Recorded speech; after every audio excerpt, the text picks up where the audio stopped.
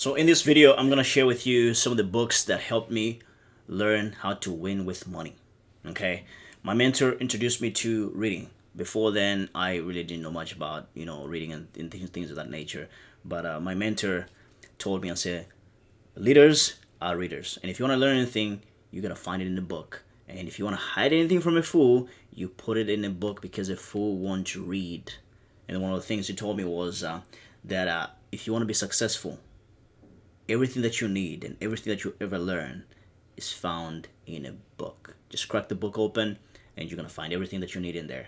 And that's the habit. That's a habit I followed for several years now, in my investment career and also in my personal life and everything else that has really helped me. And I just want to share some of the books that have had an impact on my life as far as personal finance is concerned, and as far as entrepreneurship and just money is concerned. Okay, I hope you learned something from these. And here we go. Number one book, the Bible. This book it consists of 66 books and biographies, lessons, proverbs, whatever.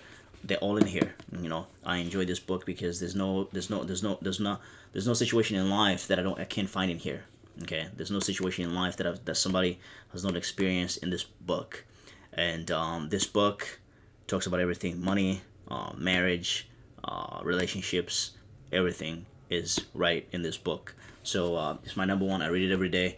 It's been a blessing to my life, and that's why it's number one.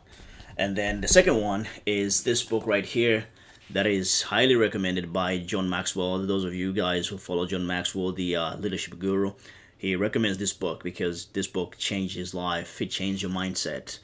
Everything starts with mindset. Okay, if you have a scarcity mentality, you think somebody owes you something. Okay, if you're a scarcity mentality, you don't like people that are wealthy, that are successful, because you think they're successful.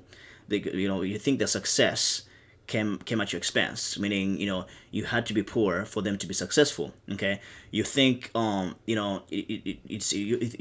think about finance as a zero sum game. If somebody has it, then you don't have it. You know what I'm saying? I had to change how I thought when I got introduced to this book. When I read this book, say you do realize and say, life is not a zero sum game. Okay, life is not just like a pie where if somebody gets half of it and then the half is left for like six people to share. No, life is different pies out there. Just go get yours.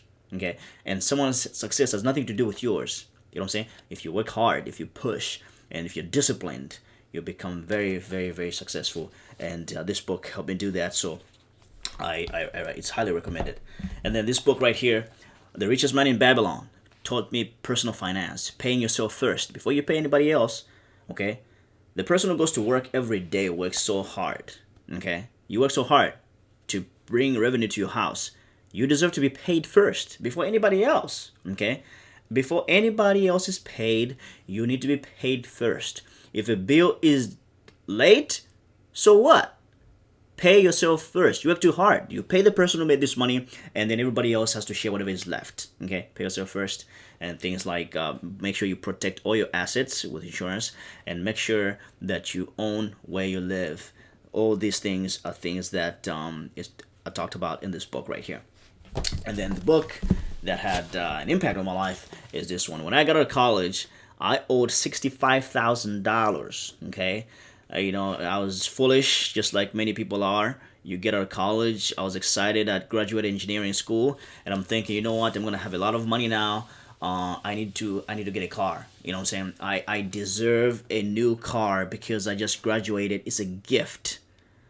Listen, that's one of the dumbest things I've ever done was just buying that car out of college. Why? Because it took me down more in debt, and I didn't understand that then. I wish I knew then what I know now. The $17,000 I was paying for with a high interest rate. I had a prime loan. Is that some prime loan is, I think that's how you call it. With an interest of 19%. Why? Because my credit at the time was 504 or something like that. This is the time, 2008. I was not paying my credit cards. I was putting everything on the credit cards, and they kept on piling up. I was living off of credit cards, and my credit was just messed up. So when I had a job, I showed the dealer my paycheck, and he's like, "Yeah, I'll give you a car." And I didn't know anything about subprime loans. 19.8%. What that means is this money, whatever was loaned, the $20,000 would have would be $100,000. Actually, no, it would not be 100,000. Would double. Okay, we would double. The lender would double his money in 5 years. Okay, that's before I understood how money works, which means 20%, 20%, 20%. They would before I understood the rule of 72, right? And so the rule of 72, if I divide 72 by 20, it should give me 3.6, I believe. So 3.5 years, the lender is gonna double his money. I didn't know that. How was I supposed to know that? I didn't know that. But that's what it was. Okay? And so people that are asking say, should I invest or should I pay off debt? Look, every time you pay off debt, you're building wealth. When you invest, you're speculating and hoping that the market's going to go your way. So there are variables in there you don't know about. You don't know what the future holds. So, and there's no guaranteed investment. Investing by nature takes risk. But if you owe, like your payment is $200, it can't go up if it's just a pure loan, unless it's a credit card or something like that. But if it's just a loan, it's not going to go up. You pay the same amount. You know what I'm saying? You're better off guaranteed to reduce your debt if you pay off debt and you move ahead than you are trying to invest and pay off debt. Now, if it comes to math, look, personal finance is not a math problem. Okay, it's not a math problem. People are calculating and say, "Oh, I'll pay more. I'll get more out there in the market than I do paying debt." Look, if you're that smart, you'll not be in debt. Okay, the reason you're in debt is because it's not a math problem. If it was a math problem, there's no way I would have gotten into debt. I've solved enough math to understand and say, hey, 0 is better than 1. But no, it's not a math problem. It's a behavior problem. And that's why, since the behavior problem, that's the reason why I went and got myself into more debt, thinking I was doing something noble, and yet I was doing something stupid. Okay? But anyway, after reading this book, I understood I need to get out of debt.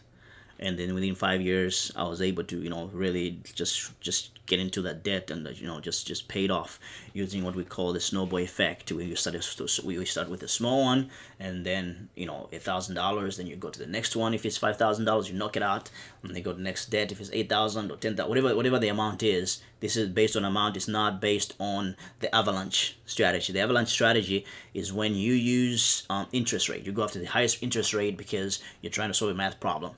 Okay, the snowball works because it gives you momentum. You knock out $1,000, you're like, man. Then you get that whatever you're paying on the $1,000, you put it on the next one, you put it on the next one, you put it on the next one. Before you know it, you're debt free. There's no better feeling in this world that I can compare.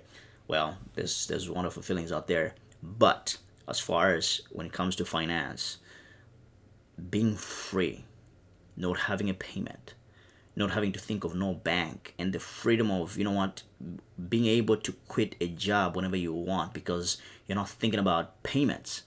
It's a wonderful feeling, liberating feeling. Okay, so if you want to get out of debt, this book right here will help you out. All right, and then after I got out of debt, the next thing to do was to grow my money, right, to invest. Where'd you start from? Like most people don't know where to start from. Okay, how do I even start investing? Where do I even look? This is the book that got me into investing. I learned how to invest reading Peter Lynch's book, Betting the Street. Peter Lynch managed Magellan Fund, Fidelity, from 1977 to about 1990. Legendary investor. He returned 29%, average 29%, for 13 years that he was running that fund. And his strategy is simple. Just invest in what you know. Okay, the 90-second rule. If you can't tell me what a business does in 90 seconds, you shouldn't be investing in it. You should know what a business does, how the business makes money. It should be simple to tell a kid, I'm investing in this company because they do A, B, C, and D, and this is how they make their money. That's how you invest. That strategy has not failed me. Okay, for example, Microsoft, right? Right now, I'm working on a Microsoft, PC. Okay, I use this thing every day. It's good. The reason I use it is probably because there's no alternative, or there is an Apple, but I just decide to use Microsoft. I own Microsoft stock. Okay, I have an iPhone. I own Apple stock. Okay, I'm gonna post this video on YouTube. I own Google. Okay, I bought this book on Amazon. I own Amazon. Okay, what else? I wear Nike shoes. I own Nike. Okay, I turn around. We go to Chipotle. I own Chipotle. Anything I like, anything we use. The reason they're still in business today is because they're doing something right. You know what I'm saying? Of course, I go back to fundamentals and look at the numbers and everything else. But for the most part, what drives the decisions I make as far as investing is concerned is looking at the business. Does it have a moat? I'll go into that later. But, is it a good business? Does it have a good, business model? Okay. Do I like the products? If I like the products, somebody else is going to like the products. You know what I'm saying? If I like the products, somebody else is going to like the products. I like my iPad. I like my iPhone. I own Apple. So the best way to start investing is just to buy what you know. Right there, when you look around you, if you like a product, ask yourself, hey, do I like this? If you like it, you're like, okay, are they traded? Right now, when I go to the mall or anywhere else, I actually do what Peter Lynch talks about. I look at the store. The first thing I'm going to do when I go back home is to check it. Okay, is it traded on the market? Why? Because I want to be part of it. I want to be part of what they're doing. There's a reason why people are queuing up outside, or there's a reason why there's a line.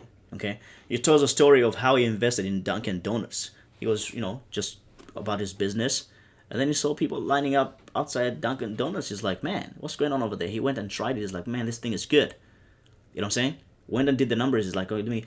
And it turned out to be one of his best investments. I think it calls it 10 bagger. 10 baggers meaning it multiplies 10 times. The stock multiplies 10 times, and at 5 burgers it multiplies 5 times and whatnot. So, in a nutshell, those are the books that have had an impact on my life as far as finance is concerned, and I'd encourage you to pick one of them. Just start reading. And if you're in debt, like I recommend Dave Ramsey, I'd recommend his work. Actually, you can go to his YouTube channel, follow him. Great guy. He's really helped a lot of people. 5 million people have come out of debt because of his program. Okay, and so then you can read Peter Lynch. After you get out of debt, then think about investing. If you got debt, you have no business investing. You know what I'm saying? Because you got issues there. There's issues we need to deal with, and we want to be free. So when you invest, you just you're enjoying your investing, not thinking about, oh, am I gonna get fired? Okay. Oh, are they gonna get my car? If something happens to me, what's gonna happen? Are they gonna get my house? Do I lose my house? No, there's no need for that. You know what I'm saying? When you don't have debt, you've paid off your debt, you have an emergency fund, you don't worry about those things. Because what? You've done what is right. You've taken care of business. But anyway, that's all I had, guys. I hope to see you in the next video. If you like this video, please go ahead and smash that like button. If you're not yet subscribed, go ahead and subscribe. And I hope to see you in the next video. Take care. Bye.